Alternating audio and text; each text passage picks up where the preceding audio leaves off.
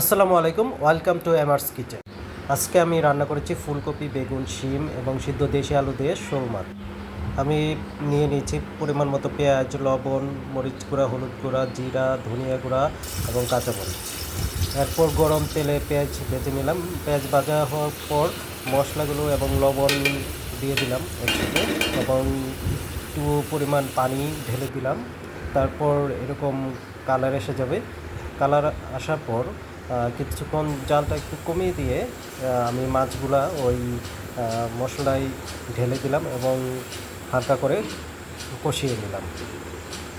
আস্তে আস্তে মাছটা কষা হয়ে যাচ্ছে এবং জালে চুলার আঁচটা একটু কমিয়ে নিতে হবে এই ক্ষেত্রে, তাহলে মাছগুলো ভালো করে কষাবে। এরপর আমার কেটে রাখা সবজিগুলো এবং সিদ্ধ করা দেশি আলুগুলো দিয়ে দিব।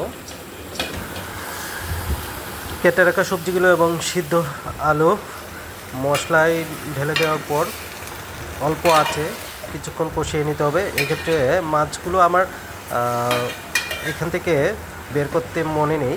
যদি মাছগুলা সবজির সাথে নাড়াচাড়া করা হয় তাহলে মাছগুলো ভেঙে যাবে। আমি মাছগুলো পরবর্তীতে আলাদা করে নিয়েছি এবং বেশ কিছুক্ষণ সবজিগুলো আমি মশলার সাথে একভাবে মিক্স করে অনেকক্ষণ কষালাম, যাতে করে মশলাটা পুরো সবজিতেই মিক্স হয়ে যায় এবং সবজিগুলোর কালার সুন্দর আসে। আর এই ক্ষেত্রে আপনারা যেটা করতে পারেন, চুলার আঁচটা একটু কমিয়ে নেবেন।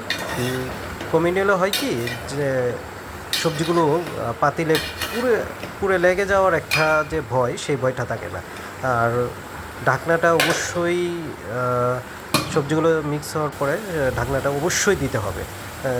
ঢাকনা দিলে হয় কি যে আমার যে গরম ভাপ আছে, গরম ভাপে সবজিগুলো একটু সিদ্ধ হয়ে আসে এবং কিছুক্ষণ পর কষানো হলে পর্যাপ্ত পরিমাণ পানি দিয়ে দিতে হবে এবং আপনি যতটুকু ঝোল রাখতে চান, তরকারিতে যতটুকু পানি আপনি বা যতটুকু ঝোল খেতে চান ঠিক ততটুকুই পানি আপনারা দিবেন। তারপর কেটে রাখা কাঁচামরিচগুলা দিয়ে দিবেন, এরপর ঢাকনা দিয়ে ঢেকে দিবেন।